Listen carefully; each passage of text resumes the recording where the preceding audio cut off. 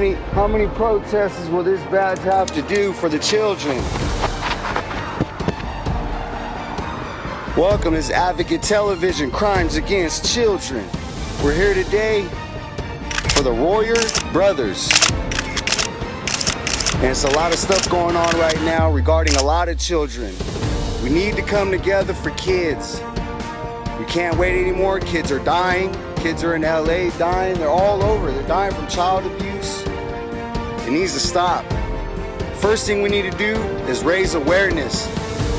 The awareness needs to spread everywhere. If you can't show up to a protest, simply share the video, share the events. We need the awareness out there.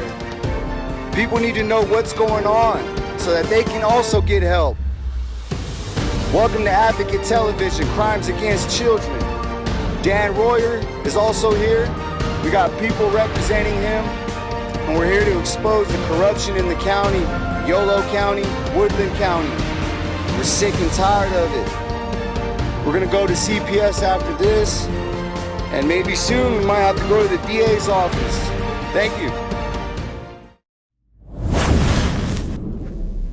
The Advocate. Hi, may I ask why are you here? I'm here to support the women and children. I'm actually a third generation stolen child. They took my grandmother and she was forced into boarding schools, that generation. And then my mother's generation was put into foster home, taken from her mom. And I was taken from my mother in the 70s. They have a 60s and 70s scoop that they used against our Indian people. And I'm one of those survivors. So I came to support. This issue has gone on. Just within my lifetime, I've witnessed 100 years of our babies being stolen and thrown into a corrupt system. And we need policy and legislation. We need to change the way that these systems are operating. They're not for the children. They're basically working for themselves. You know, it's money laundering. It's legal child trafficking. There's really no protection for those children in these systems. So What do you think we need to do about it? I think that we need to stand together, unite, start pulling these women out that are suffering alone, that believe that there's no help out there for them. And we got to actually start with policy and legislation and start changing the laws. That's what we need. My name's Maria Hunt. I'm Umatilla. I'm the great-great-granddaughter of Chief Jake Hunt. Excellent. Dan Royer here. All right. Advocate Television. There you go. There you go. You are a very strong woman. Thank you. Very proud. Yolo County. Bring our babies home! Absolutely. Hi, I'm Susan Schofield reporting live from Yolo County Courthouse in Woodland, where we're covering a case right now that has to do with a father and his two sons. Now, the case is different from other cases, but so everybody's case is different from other cases in CPS court, which is what is behind me right now. And I mean that because due process rights are being violated. Can you explain what due process rights are? Due process rights are your given rights through the Constitution. It's due process rights. What's the Constitution, by the way, for the viewers that don't know? The Constitution is the Bill of Rights that governs our country, that makes us different from every other country that veterans have fought against. Veterans have given their lives to fight for our rights under the Constitution. These lawyers, these judges are violating their oath of office and the Constitution by denying Americans, parents, their rights, their due process rights. In every case across the country, as far as I know, and I can be corrected on this, but as far as I know, in every case across the country, the person who writes the initial report, that being the social worker, who writes the initial report against you, is not in the courtroom to be cross-examined. Therefore, the initial report becomes truth against your will, because you were never given your right to cross-examine the social worker. Once that report is made true, you can't even appeal it because it's already truth in the eyes of the court. That is why the children are being trafficked through these courthouses. They go from foster home to foster home while the court plays around, while the attorneys play around with the judges. And I'm talking the court-appointed attorneys who are supposed to be on your side. They are not. They're working for the court. They are working for donations. Can you because explain they're some of the nonprofits. reasons why these people would be doing this? They are doing this because of money. They are making multi-millions, possibly billions of dollars if you talk about nationwide, off of children being confiscated from their parents' care. Once they place a child, they make money. They get bonuses. Social workers get bonuses. The attorneys make money. Everybody gets money. You can even try and hire a private attorney. It doesn't matter because even the private attorneys, their incentive is to work with the court and continue the multi-millions of dollars going through the trafficking project that is happening through Yolo County Courthouse, which is just one of the trafficking courts, the child trafficking courts that are spread across America right now.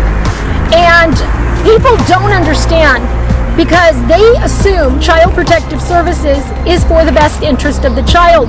Well, here's the problem with that. When they take a child, they are not taking them immediately to a hospital to find the evidence against a parent, because if you're taking a child in an emergency situation, you should first be taking them to a hospital, get them examined for all kinds of injuries. In my case, they claimed medical neglect. They claimed that I over-medicated my kids for medication they did not need, psychotropic medication they did not need. I can prove they were wrong. I can prove with the blood draws. I can prove with the doctor's testimony, the treating doctor's testimony, the logs, the case notes. I can prove all that. The blood draws, the genetics. But guess what? That is not allowed in CPS court. That is not allowed. CPS ever show up in court? When you go to court? The social workers are not there. Every once in a while, they will be there for play. You're not allowed to ask them any questions. Your lawyer does that. You're not allowed to fire your lawyer. The judge won't let you. They will bring up this idea of a Marsden hearing.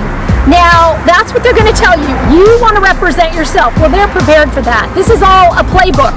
So once you say things like, I want to represent myself, they say, file a Marsden hearing. Okay, file a Marsden motion. You file that. The judge meets with you privately and the attorney you want to fire. The judge says, no, I think this attorney is doing a great job for you. That's it. The case will be sealed and you have to keep that court-appointed attorney that the judge likes. But it really doesn't matter, because if you do succeed in firing your attorney to represent, well, you can never represent yourself. That's for one thing. They will replace that attorney with another attorney who works for the same organization. It's the same playbook. I can also prove this with emails. Every attorney that I've had writes the same thing. You can file a Marsden. You go in circles. You can file Marsden. Okay. Go in for a Marsden hearing. Judge says the same thing. I think this person's doing a great job for you. Your attorney's doing great for you. Your kids are still in the system. All of this time, years go by. Your kids are still in the system. And you're filing motion after motion. Some simply disappear with the clerk of the court. This is nothing less than corruption. This is actually crimes against children. And it is on a level of the worst crimes committed by a country against its own citizens. Once again, our veterans fought, gave their lives for us to have our freedom. And that freedom is specified in our due process rights inside of the Constitution. Due process rights are there to keep this from happening, to keep corrupt courts like Yolo County Court, Edelman Courthouse in Monterey Park, Southern California, and all of the other courts in line. They need to practice due process rights. That is what they are supposed to do. But when you have everyone making millions of dollars off of kids being placed in any home but their home, the greed. It's as simple as that. It's the greed. They don't want to upset their lifestyles. They're making a lot of money. I mean, so I guess it's justified in their eyes. But the reality is to look at the facts. All we have to do is go back to the facts. And that brings me back to the same thing that I was talking about before. If the social worker, the very first social worker who wrote the very first report against you, is not inside the courtroom to be cross-examined on that very first report, your due process rights were violated under the 14th Amendment, the 6th Amendment, and another thing, California did this. They instituted a law called the California Rule of Court 5.674. This law states that no case can be considered or heard against anyone without the preparer of the report there to be cross-examined. But the judges inside these courthouses are saying no. No. They are poo-pooing on our veterans right now. These courthouses are poo-pooing, for lack of a worse term, on our veterans, on the soldiers who fought for our rights. They fought against Germany for our rights. There were kangaroo courts in Germany. People didn't get rights. Of course not.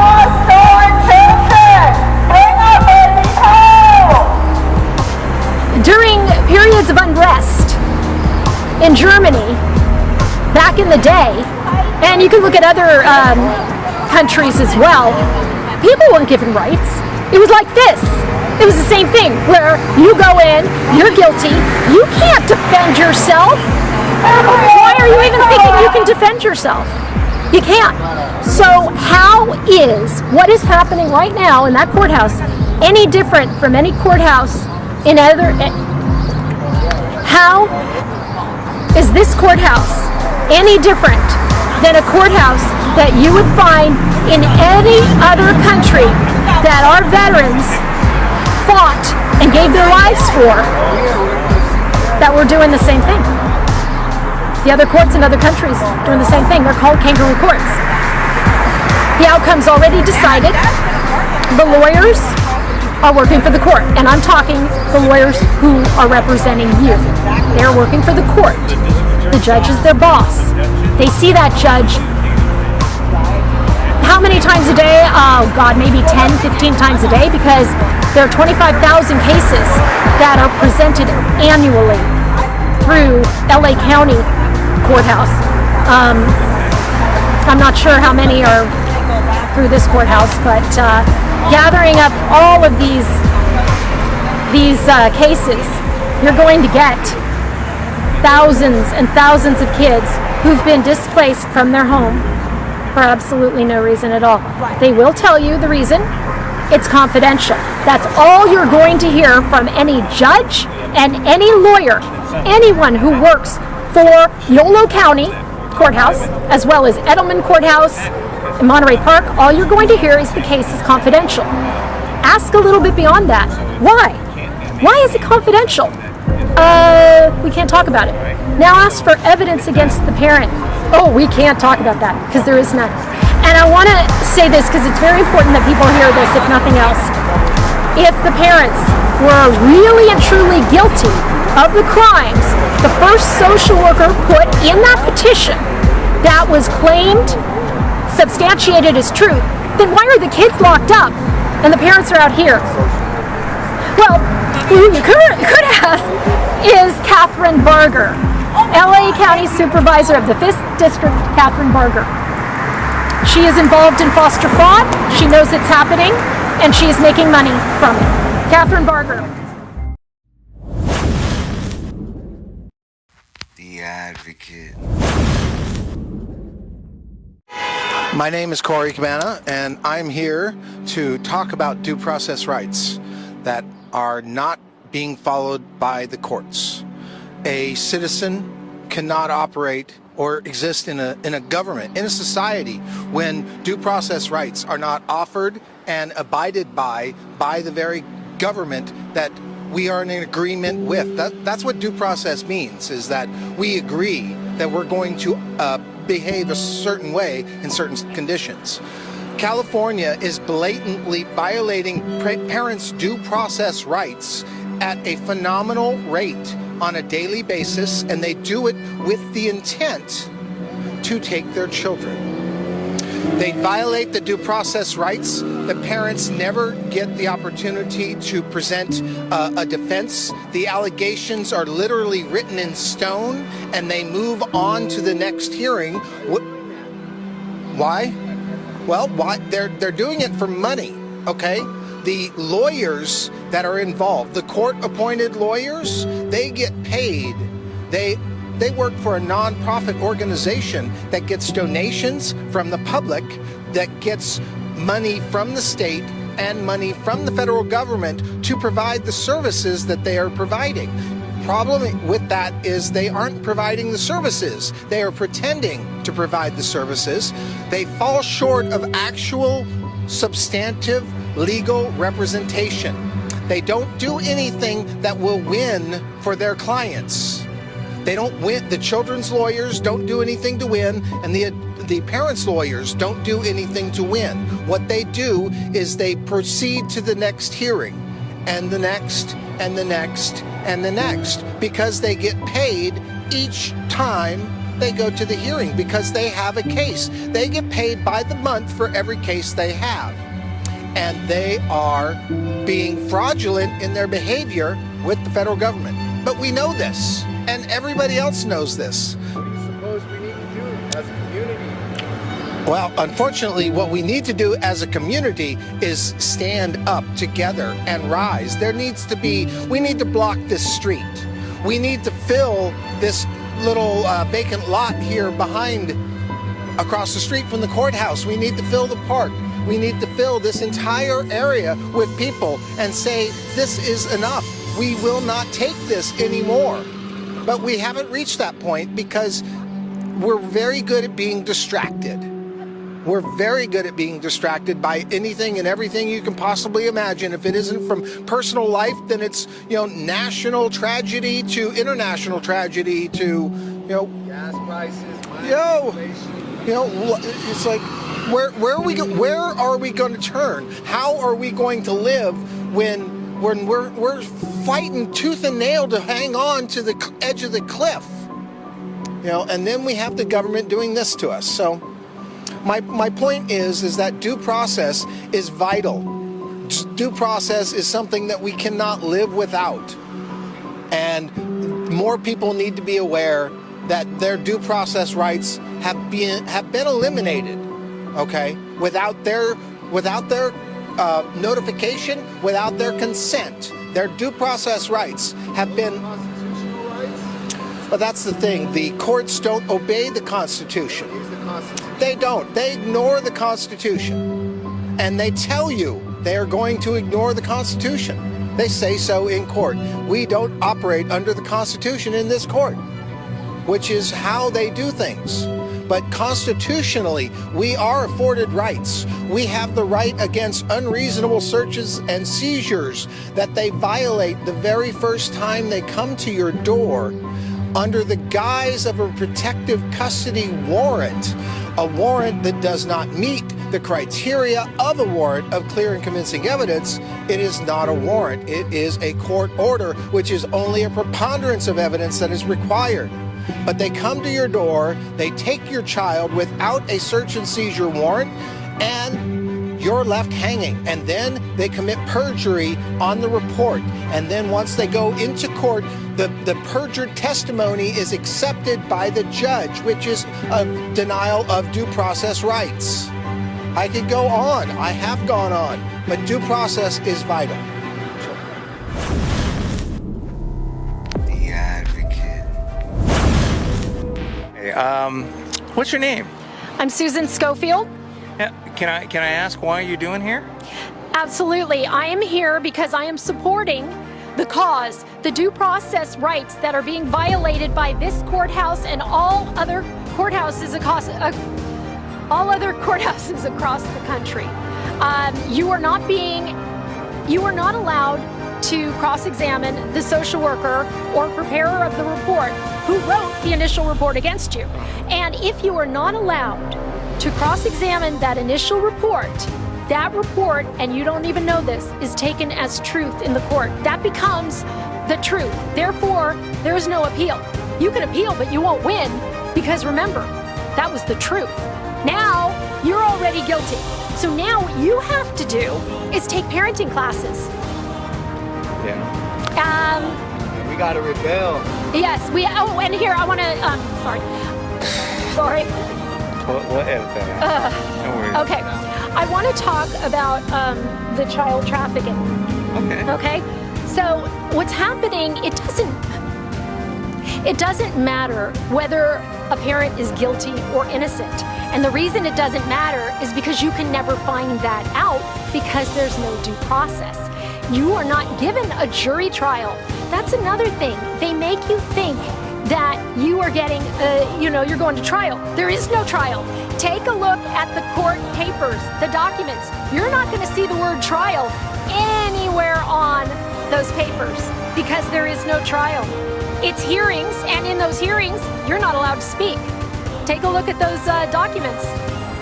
There is no trial. So it sounds like they end up having a lot of speculation, a lot of false narrative. Actually, it's not even speculation. It's worse than that. They have a script. Every parent is guilty, and they will do anything to make their truth become truth. Like, okay, I'm going to give you an example. You see bruises on your child, okay? If I lift up your arm and say, oh my God, there's a bruise here, they are going to write a report saying you invaded your child's privacy by disrobing your child. Wow. So you see, this is what they do in the reports. That's how they turn it around. And then what happened to me, and this is why I am voting for the recall on Gascon, is because when I found a bruise like this on my son, I took a picture. I tried to. The social worker came in and blocked me. He then put his hand like this. I'm going like this with the video camera, and I clicked it, got the picture. They had to take my son to a forensic doctor. All these bruises, I have all the pictures, all over his body. The doctor, the forensic doctor, could not determine whether or not he was abused or it was self-inflicted. Could not determine that. I was charged with assault and battery. George Gascon signed it. I'm being charged with assault and battery because the social worker, and he actually defended me on this, actually touched me first. So I'm charged with assault and battery. Now, here's the thing though. I came in with an attorney, a disabilities lawyer, paid $5,000. I said, I want to go to trial. And it was dismissed, of course, because they couldn't prove it, and the social worker actually called up and said, well, it's actually me who touched her first because I was blocking this. Now, in the report, that's written as me having aggressive behavior. And not just that, I disrobed my son by going like this. Oh my God, there's a bruise. And then the social worker's not there, so I couldn't defend myself. That report is taken as truth. Now I need to take anger management. I didn't. I said, and here's another thing that people need to know, and I'm still in the process of learning this, so I can't say for certain. We're going through this right now with our friend Marissa. If you go to criminal court, that's where you will get, as far as I know, a jury trial. If you get a jury trial, they don't want that, because then all the evidence comes out and all the bruises on my son, all the pictures. And in the report, really quickly, what they said about all the bruises, they actually stated that I reported this and it could have been accidental. Could have been. So they leave it up, or could have not been. But you see how they reword things? It could have been self-inflicted, but the mother reported it anyway. It's just narrative that they're using.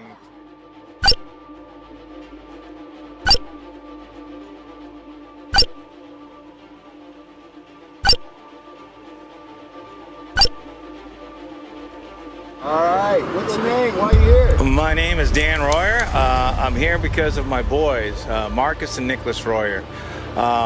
They're caught in a system that is very corrupt and all one-sided.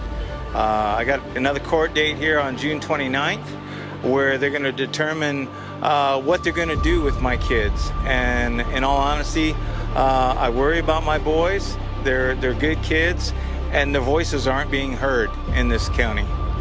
Has the judge talked to him yet? The judge has this tendency not to talk to the boys. In fact, because I don't think he really wants to find out the truth. He wants to sit there and, well, we're not ready for that yet. Well, how many years have to go by for them to get ready? I mean, they're of age. Oh, this judge's name is Honorable Paul Richardson. He's been on the case since in the beginning of May of 2021, and I've noticed this much, where I go into court and try to defend myself as pro per, and again, I don't even get a chance to respond. So how is it that my freedom of speech is being violated?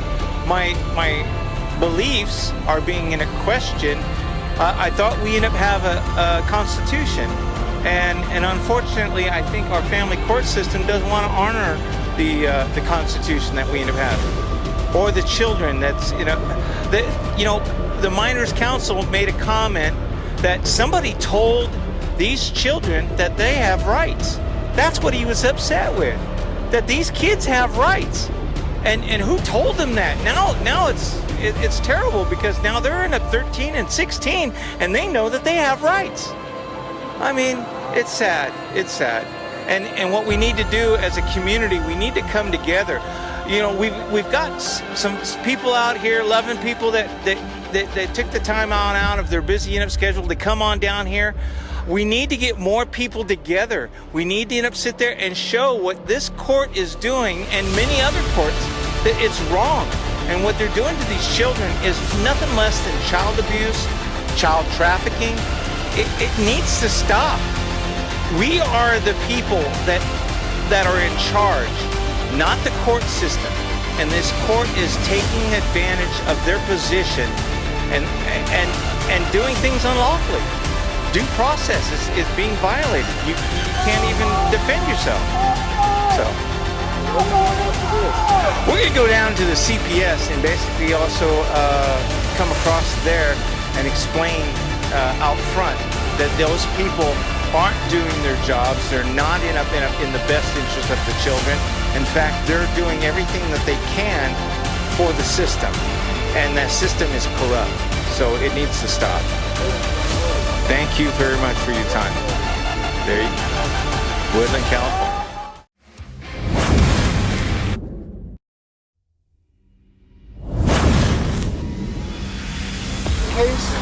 So I completed everything in my case plan, and they decided that after 7 months of having supervised visitation, my daughter was afraid of me and her father.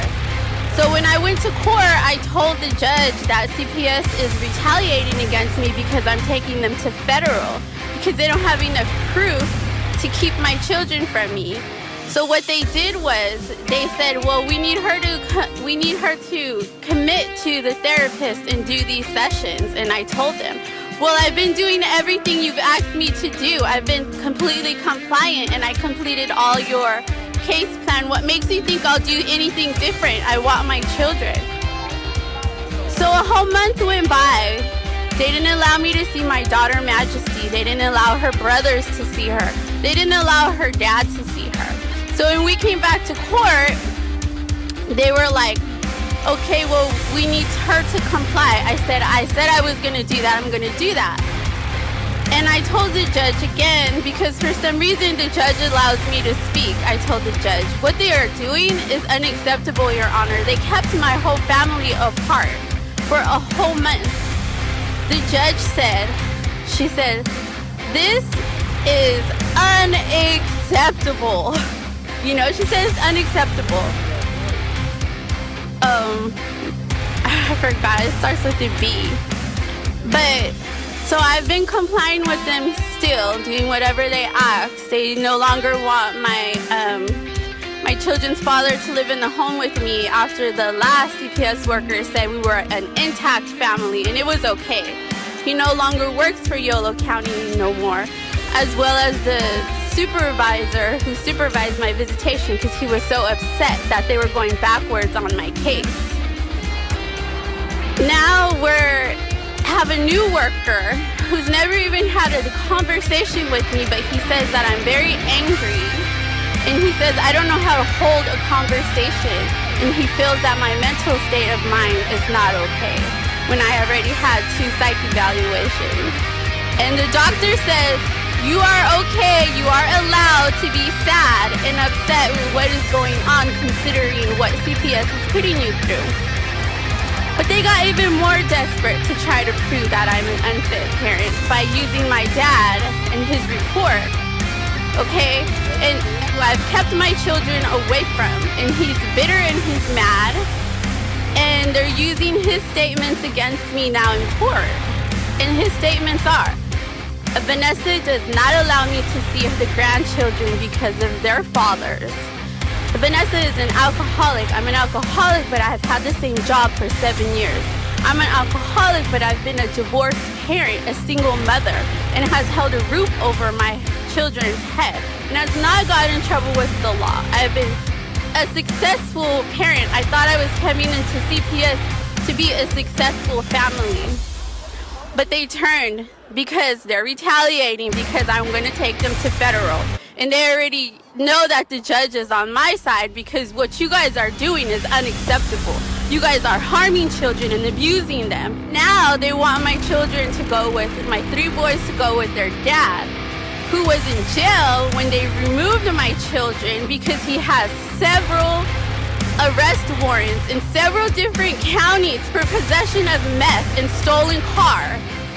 Okay? And they want my boys to go with him and not me, that I've been providing for my children for 7 months, 7 whole years by myself, but yet I'm mentally unstable. When they took my kids, I was grieving. I had 6 family members die in 1 year. The month that they took my children, I had 2. They took my children 2 weeks later. I was grieving and they called it mental illness. They tried to put allegations of drug abuse. They have no dirty drug tests from me. They tried to put allegations that I abused my children because the foster parents said in the report that my 2-year-old daughter stated that her father hit her, but later in the report they said that, oh no, it was the mom. So now we have foster parents that are changing their stories, and that's the only reason why they're keeping my daughter from me. I'm only allowed to see my son, that's 1 year old, for 1 hour. After 8 months of being completely compliant and completing everything they asked me. And now the CPS worker is saying, well, she seems very angry. No kidding. I'm angry because you guys lie. And for the most part, I'm not an angry, aggressive person. I don't cuss. I'm not yelling at you guys. I'm using my voice. I know how to talk. I know how to speak. Donald Abel. I know how to hold a conversation, okay? You don't want to talk to me because your supervisors are telling you not to. What this agency, Yolo County CPS, is doing is wrong, and they do it all around. CPS is all around the world, and they're stealing our children. Let's go down there to CPS and let them know what's up. Yeah, I'm ready because I'm not going to give up. I'm not mentally unstable. I'm not on drugs. I don't have anger issues. I'm a mother that knows what you guys are doing is wrong. It's completely wrong. Even the judge said it was wrong.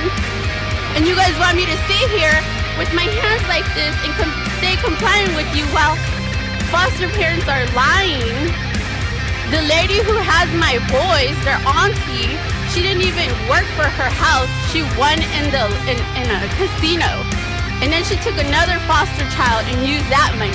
Yeah, okay. I don't respect that. You want my children because you're getting paid. And now their father won't talk to me because I'm speaking out. I'm saying the truth and everybody is mad about the truth.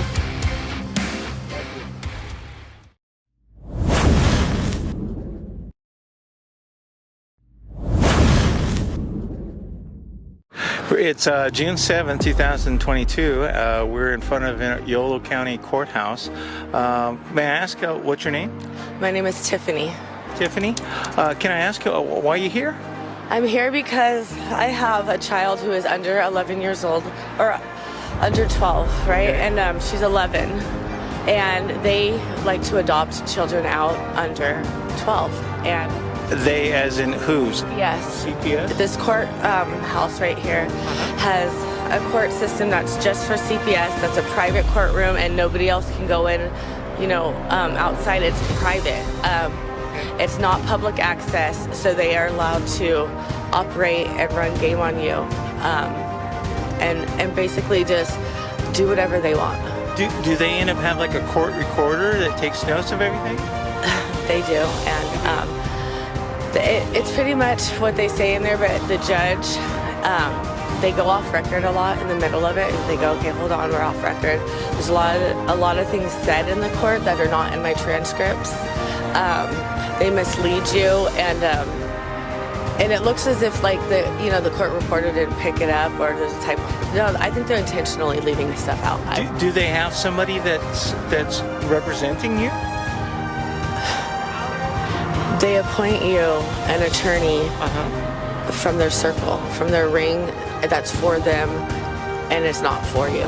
I've asked my attorney to bring out things from the social worker, from the officers that have come in, and from the witnesses, and if it has anything to do with exposing their wrong or proving you're right, they dance around that to the best of their ability, because they are a unit. My attorney is a part of a unit that belongs to Yolo County's system. She is not for me, she is for protecting their system. Her teammates, not opponents, are Child Protective Services. Her teammates is the district attorney. Her teammates, that they all are in the same building, is the father's attorney, is social services attorneys, and is the courts, the county, the county clerk, or this whole system right here. They're so sewn up. It's like, it's unbelievable. It should be exposed. I believe that the judge is he's the ringleader, and he should be held accountable, because What's the name of the judge, may I ask? McGuire, Daniel P. McGuire. Okay. So it kind of sounds like to me it's an unfair system totally. To the executive office up there, he's like lied and tried to get me out of court. I'd said, Your Honor, before you make your ruling, you haven't heard from the 3 people that were in the situation. You haven't heard from the 3 people that were there. Please don't make your ruling. Could you please respectfully hear me first? He said, ma'am, I'm going to ask you to leave the courtroom. Very calmly, no argument, no nothing.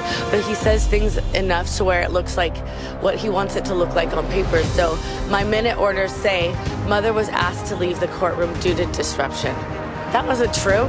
I was like, Your Honor, I'm respectfully asking that you hear me. You didn't hear from the 3 people that were there. He said, could you leave the courtroom for a minute? I was like, and so it makes it look like as if I was some defiant. You know what I'm saying? On paper, it looks a whole nother way. What I've noticed also when it comes to the minute order, it's extremely vague in the way it is, so they can interpret that to any which way, so that it fits into their narrative. If they want to show you as this or show you as that, exactly. They can. That's what they do on purpose. They say things. He's made a ruling in my case to terminate my. I have a very manipulative and emotionally and abusive foster parent. She guides things and coaches things to her outcome. And the judge canceled my visitations several times and left it up to the child. And in the courtroom, and even in my transcript says, I cannot word it this way, but I'm going to word it this way, right? And then at the very last day of the trial, he says, it would be illegal for me to leave visitation up to the child. So I'm going to rule this way. And if it was illegal, he made that ruling 4 court dates in a row before that final decision. So they just do whatever they want. This courtroom is, if your child is under 12 years old, they literally will separate you from your child.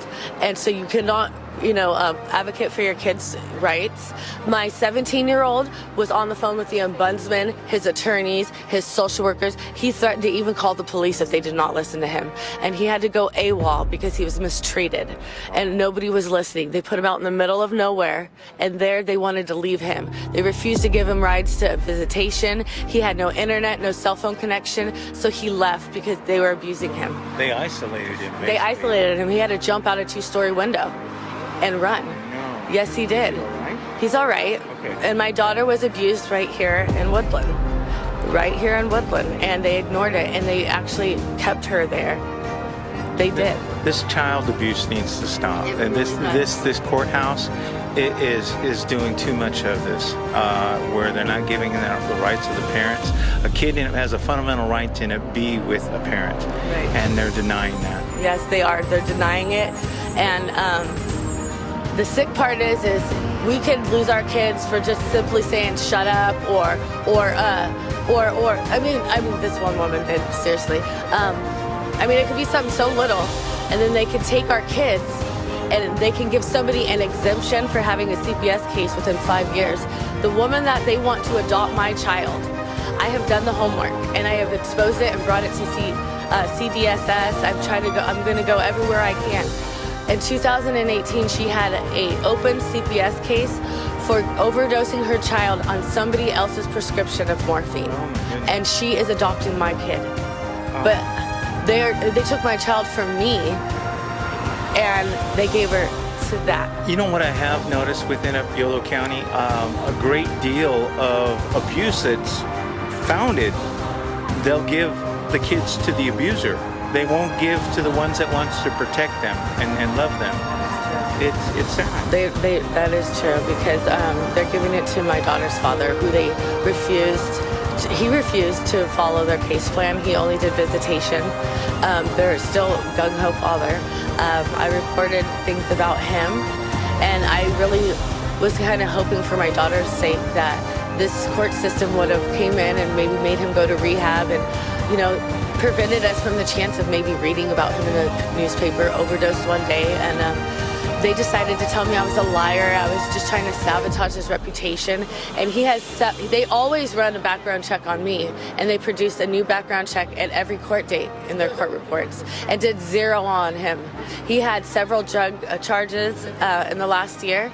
In the last 2 years, he had about 3, and I never read it once. Never read it once. They ignore it completely, and want to give to the father's family, who ignores the fact that he has a habit. So why would I feel, and his cousin, who has my child, overdosed her 16-year-old daughter on somebody else's prescription of morphine, and I found that in family law, which was public access.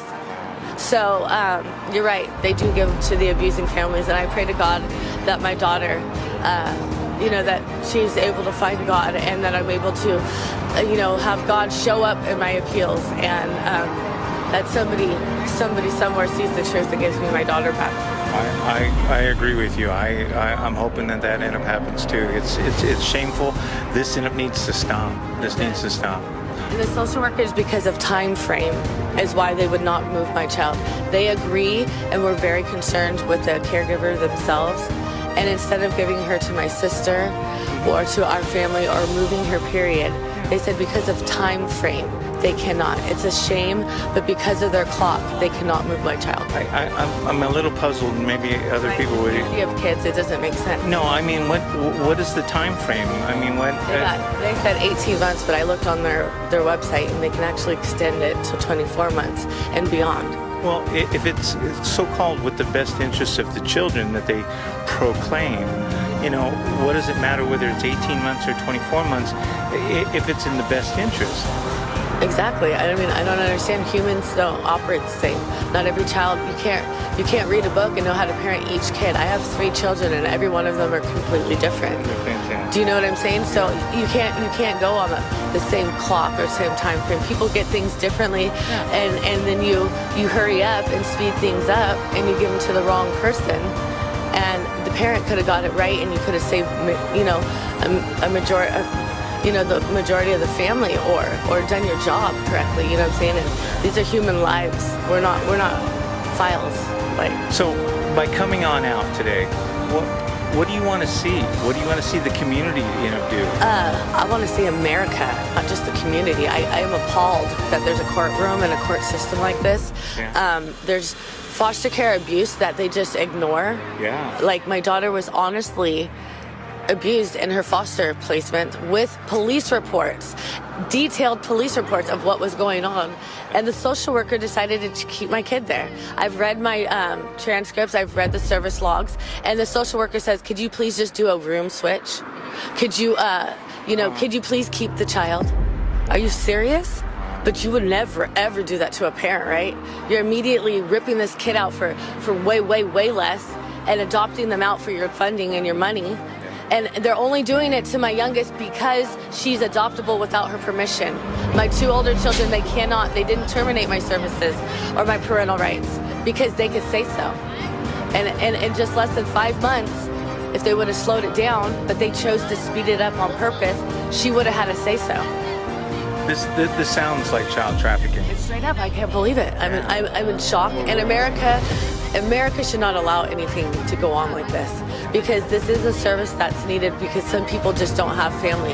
There's some kids that need help, and they shouldn't have to go through abuse and be, you know, mistreated for funding and money. But the parents that do need help, they should be able to get. My kids never once got trauma services. If you were ripped out of your parents' house, therapy is definitely needed. Oh, absolutely. Right? They say they have to give you, they have to have, reasonable efforts? Yeah. They didn't give my kids anything. Nothing. They denied me family therapy the whole entire time. I've read that website. We deserve that. We were entitled to that. They did nothing to help me and my children. They put me through like little classes, but the main issue is me and my kids need to operate together. We need to function together, right? We need to go to therapy. My children deserve to get over issues. Yeah. You know, and they didn't do any behavioral correction, any therapy.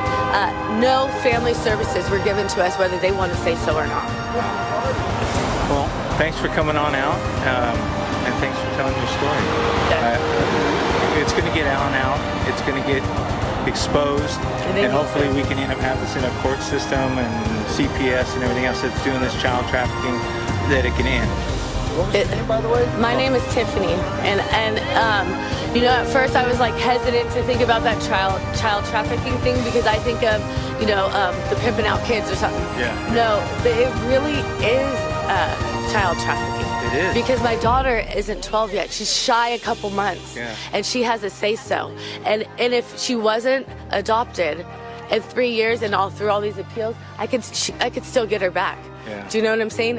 And they're taking that from you. They're dehumanizing and taking our human rights, our God-given rights, away from us. And it's unacceptable. And it needs to be acknowledged by America, because our taxpayers' monies are going to this. We have to sign petitions. We vote for this, and we're paying them.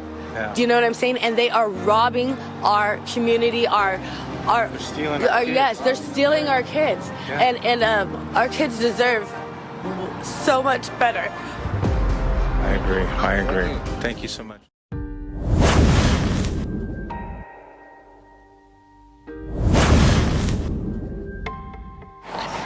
We're here today at the CPS building in Woodland, California, talking to Rosalinda.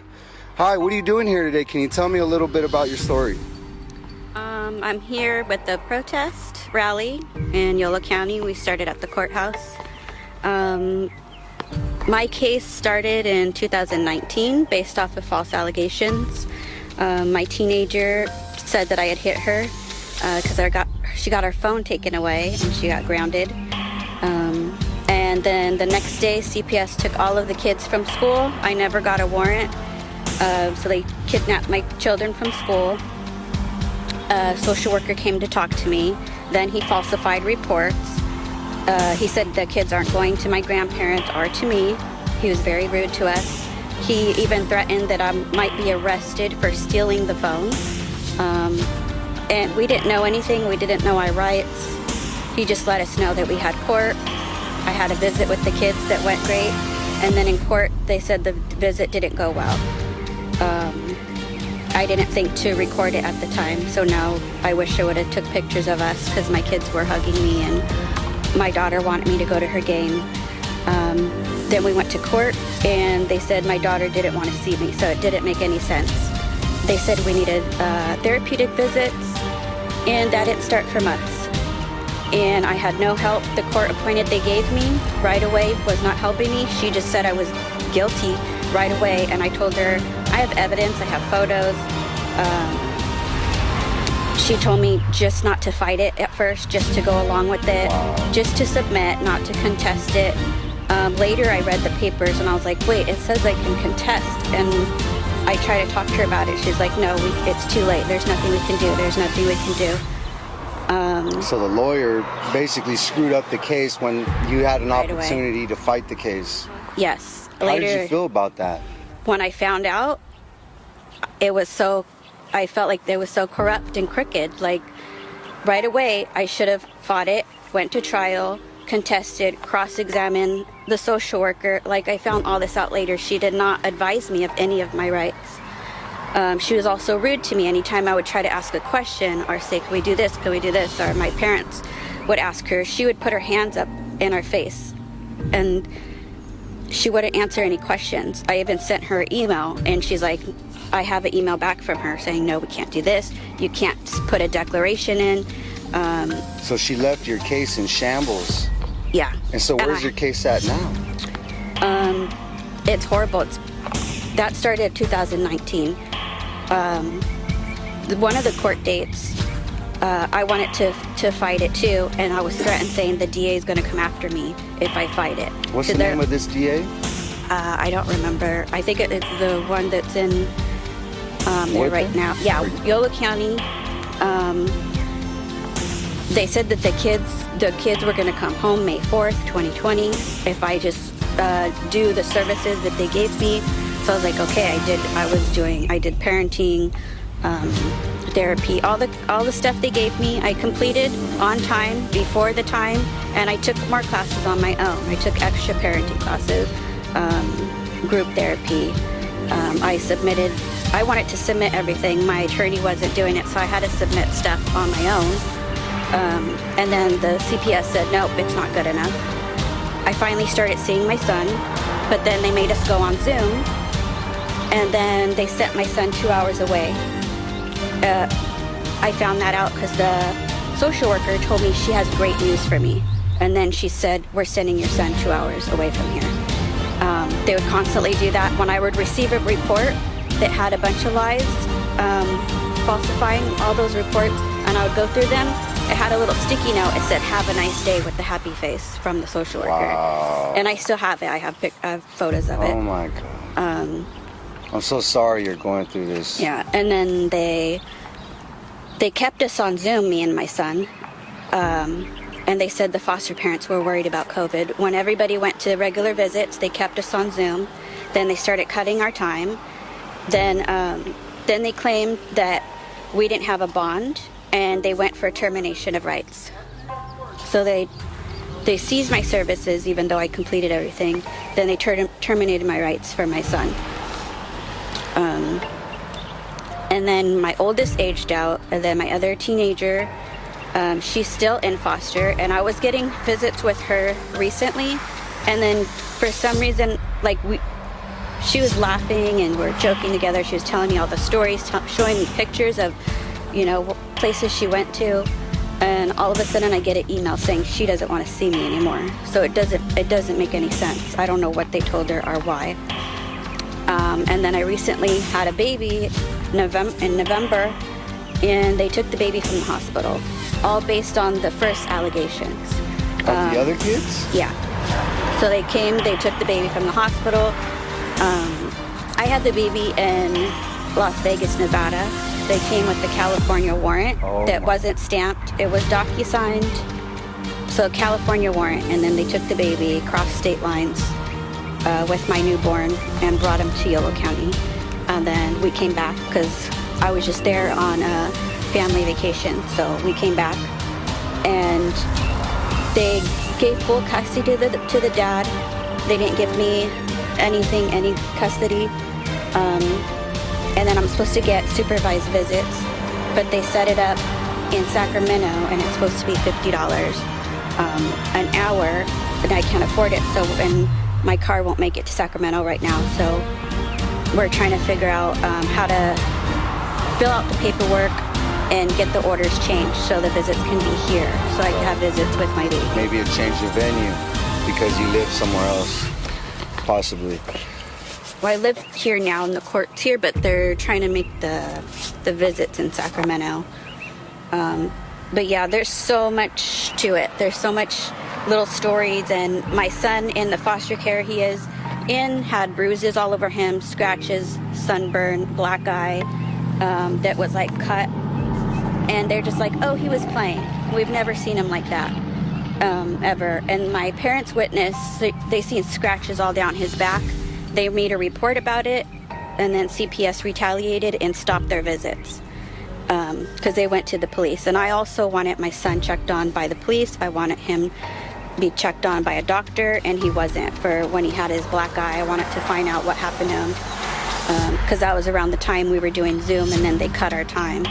And at some of the Zoom visits, he looked terrified, like someone was behind the camera. He would keep looking at behind the camera, and then he would like be quiet because he would be talking to me, smile, and then he'll look up, and then he'll like coached or something. Yeah, like someone was behind there. Like it was just scary. Yeah. And there's a lot of parents going through this. How do you feel about all of this, and what do you think we need to do? I know there's a lot of change that needs to be made, a lot of awareness that's not happening. I know I thought that CPS helped people. So I would say, oh, that parent did something. So now I feel like, oh, well, now I know the truth, that they twist so much stuff, they're falsifying reports, it's happening all over the country, and we're trying to do protests, try to speak out, trying to group together. And these attorneys need to like get it together and speak up and take these cases. Like, right, yeah, we need attorneys to protect the rights of families and children, and that's not happening, and the proof is the abuse of the children, the abuse of the mothers of these children. Lawyers are not protecting their rights, and we need to come together. More people need to come together. There's a lot of victims out there, and I know you feel bad. It's hard to talk. You don't want to come out. But the bad stuff is behind us. The future's in front of us, and we need to get together, and we need to stop this. Thank you. Advocate TV reporting with Rosalinda at CPS. The Advocate. I was checking the... All right. It's Advocate Television reporting live at CPS in Yolo County. What's your name and why are you here? My name is Tiffany. I'm here because I have 3 children. I have 2 older kids that are 19 and 17, and I have an 11-year-old who's under the age of 12, and she is adoptable without her permission, and they can terminate my parental rights without her decision or say so. And this case is here in Yolo County? This case is here in Yolo County, and it's been a nightmare, a living nightmare. So your experience has been like a nightmare? My experience has been unreal and unjust. How are you coping? Are you coping? I'm coping now. At first, accepting it and realizing what they were doing, I was in shock. It was a paralyzing shock. It was like, I cannot believe that this is a real courtroom with a real judge, real attorneys, and my kids had to experience those type of examples. Yeah, I think it's unreasonable. You know, it's beyond a reasonable doubt with the abuse and the rights. And I believe the more parents that come out and start exposing it, I do believe change will happen. And I want to thank you for coming out here. What's your children's names, by the way? Athena, Zeus, and Alana. Have you seen them lately? Do you get visitation? Yeah, well, my oldest daughter, she timed out, and she has her own apartment, and I do have a relationship with her, and she is under their advice and under the impression, in order to keep paying her and supporting her AB 12, she's not to have a relationship with me, but she's 19, so she does. She has it, but her own attorney advises her not to give me access to the files, or believes that I have no right or should have no business knowing anything about her. Excluded me from her last couple of court dates, said she was overage and I had no business there. I'm her mother, and I'm the only one who truly has her best interest in mind. She's been misled by her own attorney, and she wanted to be a sheriff. At the beginning of this, at the CPS case when she was removed, she was a sheriff cadet. And after she's been through and witnessed what happened to her brother and sister, she wants nothing to do with law enforcement because she doesn't ever want to be responsible for ripping the wrong kid out of a home. She's seen it herself firsthand. And it's really sad because she really, really wanted to be a sheriff and in the Marines or the military, and she won't have anything to do with it now. Wow, that's crazy. I mean, you can imagine how many kids grow up wanting to be in law enforcement, and then they get older and you wonder why nobody you know is in law enforcement, because look what's going on with them. Look what they're doing. You know? Yeah. Anything else you'd like to add? You have to make sure that you hold the attorneys and the judges accountable. The judges and the attorneys are all on the same team. They're CPS, they're all on the same team. My attorney refused to point out or bring any knowledge to the courtroom about my daughter's abuse. How do you think we should, what do we need to do to hold them accountable? There's a lot of things, you have to put in your complaints. You have to put in your complaints to the bar, to the commission. I have done both. Judge McGuire is our judge. He is allowed to do whatever he wants. He words things to where it sounds good. The transcripts come out a little bit way different than what's actually said in the courtroom. They don't tell you the truth. They told me I was going to get charged with general neglect, and to submit, my son would be home in June, and 2 weeks later my daughter would follow. I submitted, they did not return my son, and I just got my parental rights to my daughter terminated because she's under 12. And I said, well, where's the warrant? And where's the charges that you charged me with? To find out, my social worker lied to me, and I've been charged with physical abuse and substance abuse. I've never tested dirty once through this whole entire case. They would have me test sometimes 4 days a week even. And I never tested dirty, never, ever. And they charged me in the beginning with this, and my social worker said nothing was substantiated. And I had my court date 6 months after my children were removed for jurisdiction. Wow. You're supposed to have it in 65 days. It's been a nightmare. My son has been through the worst. They have never given my children any type of services other than placement. No therapy. They refused me family therapy. They've had not taking responsibility. No, not responsible. And we're paying them to do all this. Right. And that's a lot of money that they're getting. A lot of money. All over the country. And they've done nothing for my child, who has lost 3 years of education of his high school that he will never, ever get back. They have thrown my daughter into a foster placement, and we had the closest relationship with supervised visits, reports saying how close we were, and they decided to say that I'm detrimental to be around her now because they do not want me to tell her hold off for 5 more months and you have a say. 5 more months, she'll be 12 years old and they can't adopt her out, as she says now. So they have completely cut me out of her life after having very positive reports from supervised visits. Now I'm detrimental. The judge made me leave the courtroom, and I asked, before you make the ruling, Your Honor, you haven't heard from the 3 people that were present. You're getting a rewritten version that's false from the social workers, and you're taking it as valid. He said, and it was a very calm, no, it was quiet, soft-spoken, and he said, ma'am, can we please leave the courtroom for 5 minutes? I left, and he made his ruling where he ruled my visits to be terminated, and that I was detrimental to my child. He needed me out of the room, so truth was not put on record. Wow. That's crazy. I've never heard of a judge kicking out somebody from court and then making a ruling. He did. But I believe it. It's real. And I'll get those transcripts. I have every transcripts of every court date. I'm waiting for those transcripts to come in still. That was the last court date I went to, and it was unacceptable. All right, thank you.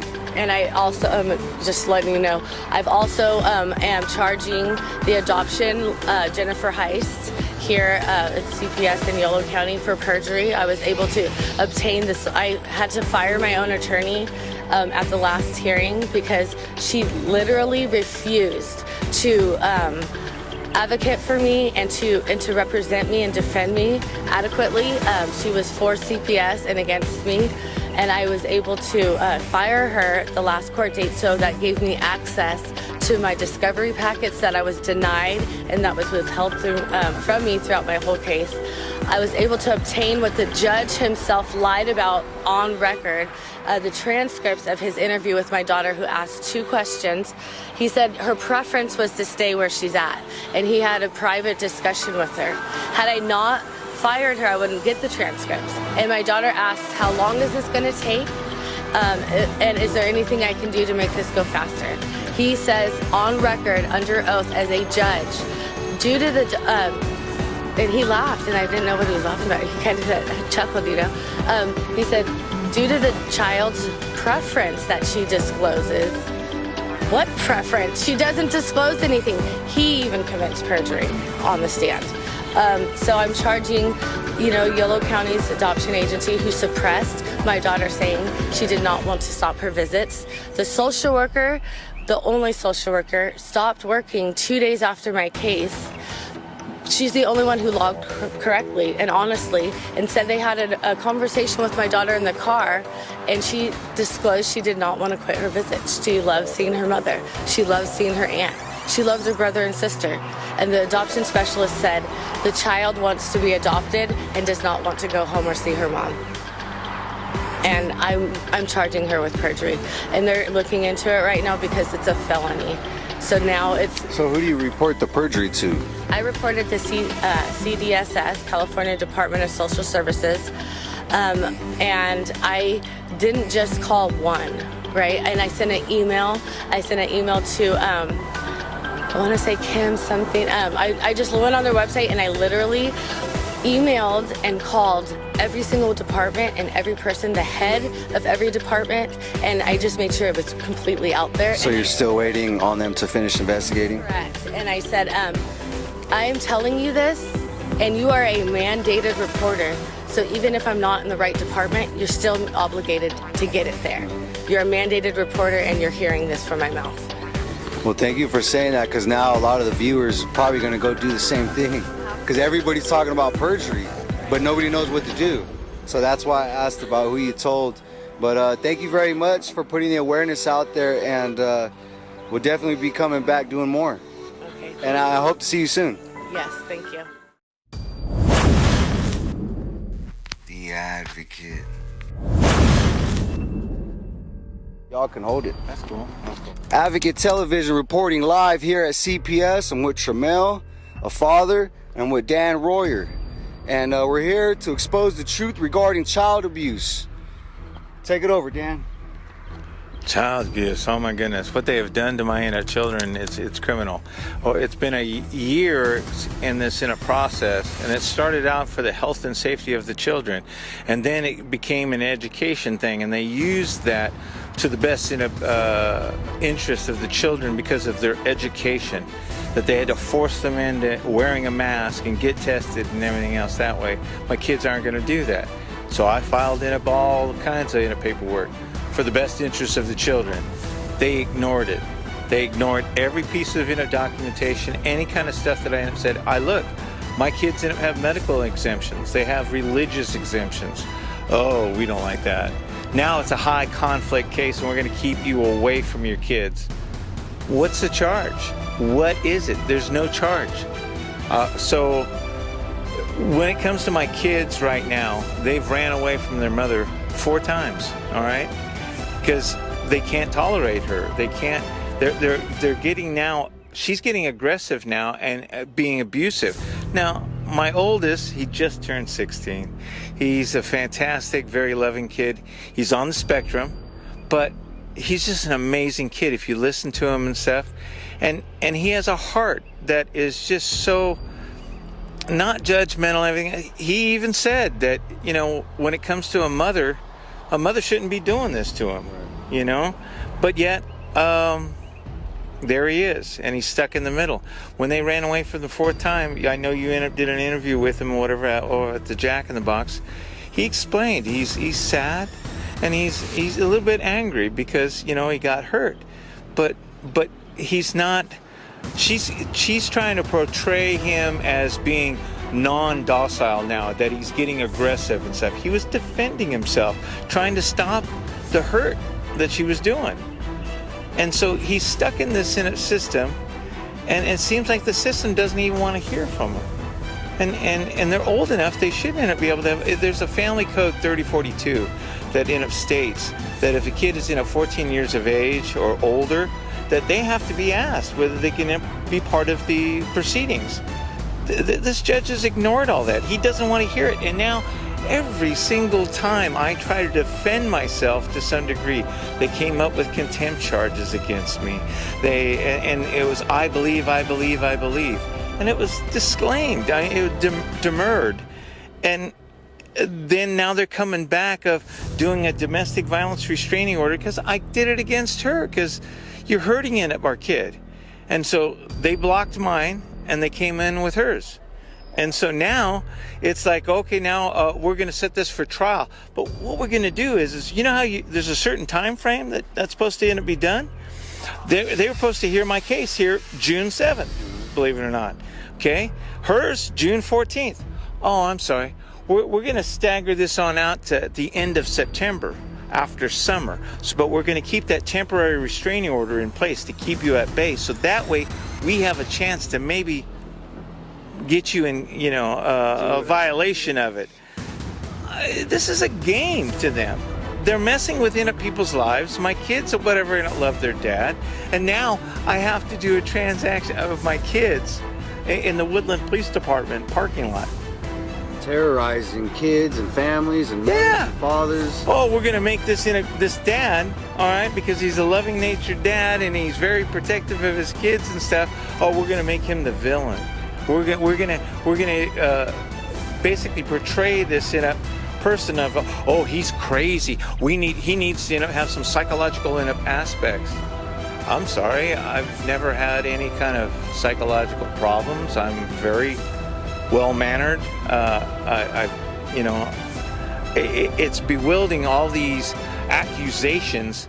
I thought we live in a country, to be honest, advocate, I thought we live in a country where we're innocent until proven guilty. And you have to have substantial evidence. I can't just say, you're this or you're that, and you've convinced these people.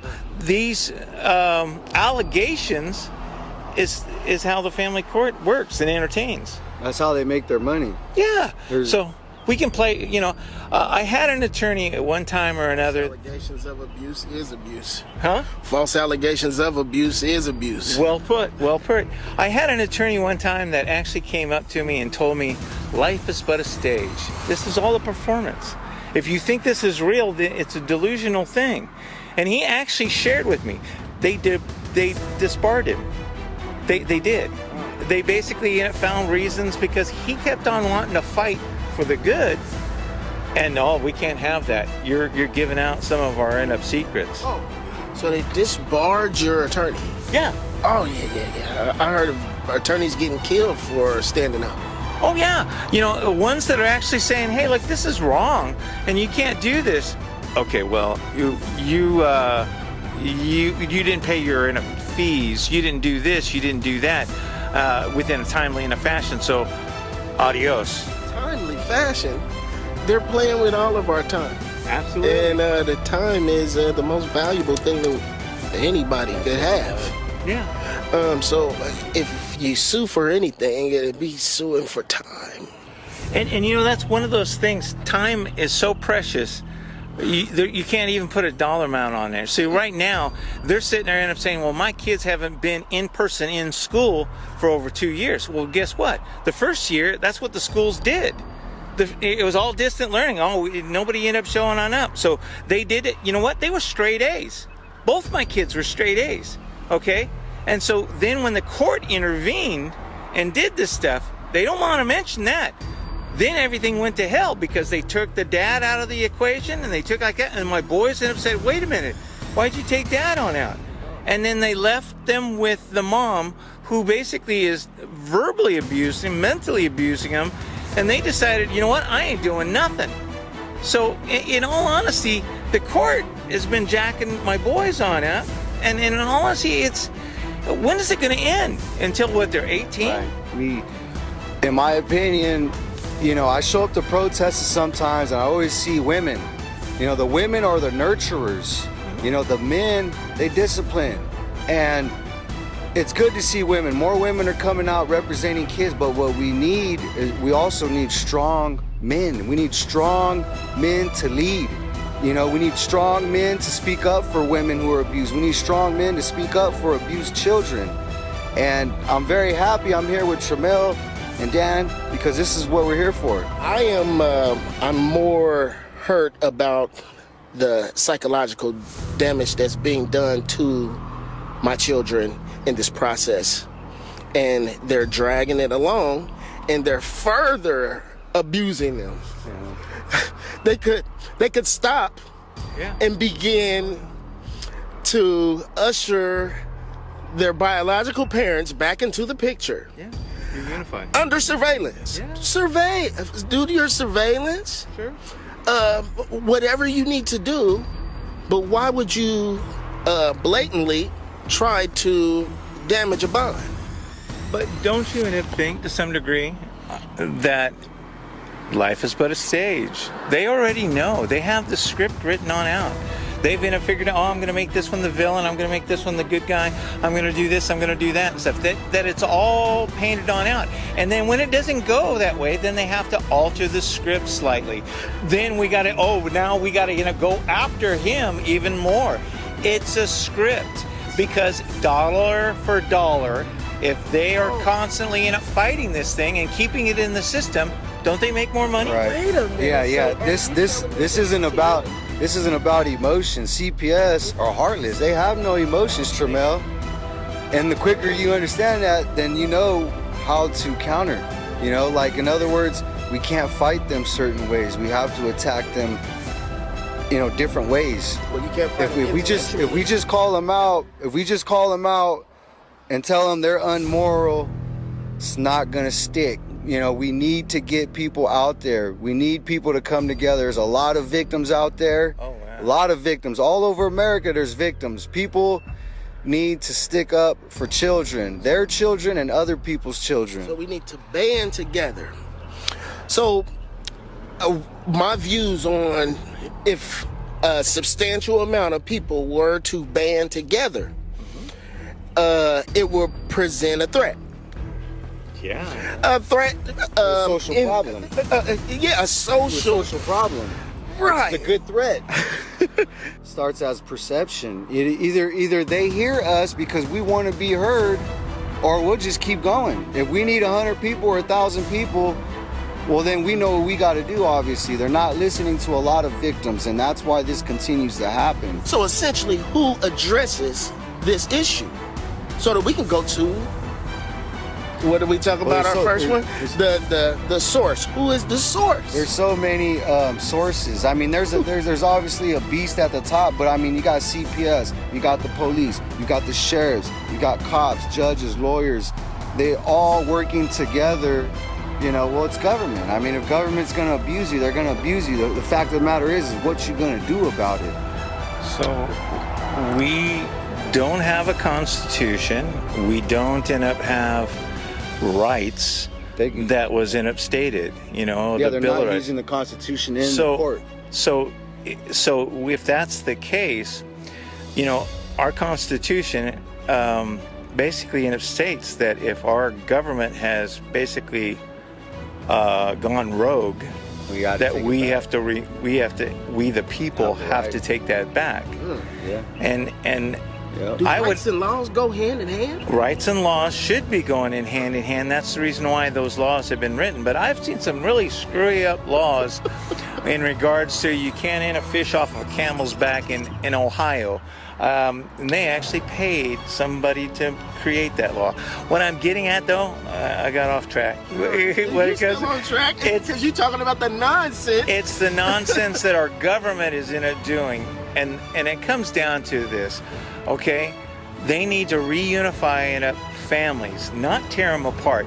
If they're tearing apart, they're not doing their job, and they need to be either removed, replaced, or just gone, you know, because in all honesty, this is ridiculous. This is not how it's supposed to be, you know. These kids, you know, and what about the media? The media is not even covering none of this abuse. Okay, that's why it continues to happen. Let's do the media goes for viewers. They go for you know, they work for the other side because, hey, look, I can pay you a little bit of money. I can pay you some money here.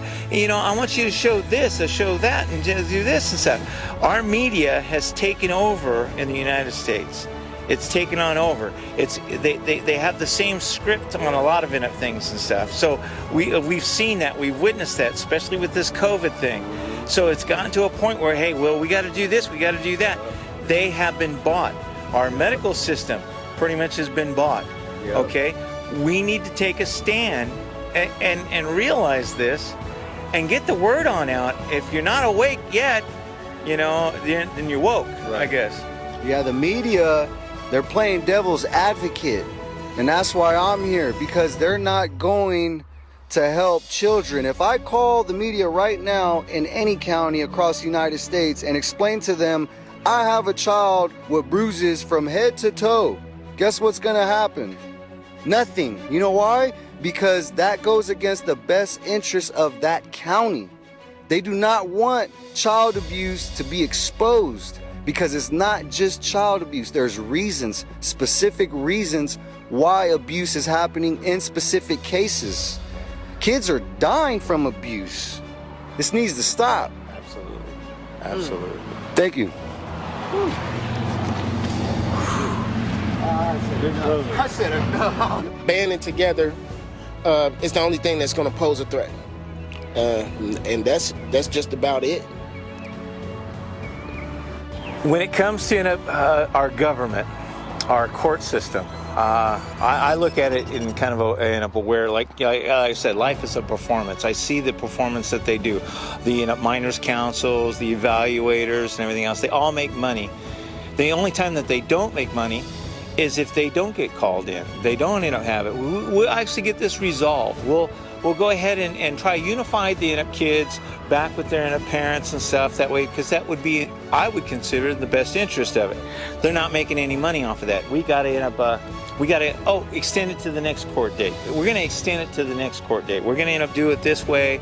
We're going to sit there and not speak to the kids, okay? I don't think we're ready for that. When are you going to be ready for that? My kids are old enough. They should be able to end up speak up and be able to say something to the court. But the judge chooses not to do that, because that way it could be resolved. They don't want anything resolved. They want to be able to go through and have this evaluator, charge $5,000 and just abuse the whole situation. So I look at this as in, we're caught in a system that's obviously broken, and the only way that it's ever going to get fixed if we dismantle it, get rid of it, try again. You know, it's a billion-dollar, multi-billion-dollar industry when it comes to the United States. With all the stuff that's going on in the court, it needs to stop. And the only way that's going to happen is if people, good, fine people, get together and say, hey, look, I know this person that is going through this, and I know that person, or that I'm going currently through this, and that person's going through that, and they say, enough is enough. This needs to stop. Give our kids back. Thank you.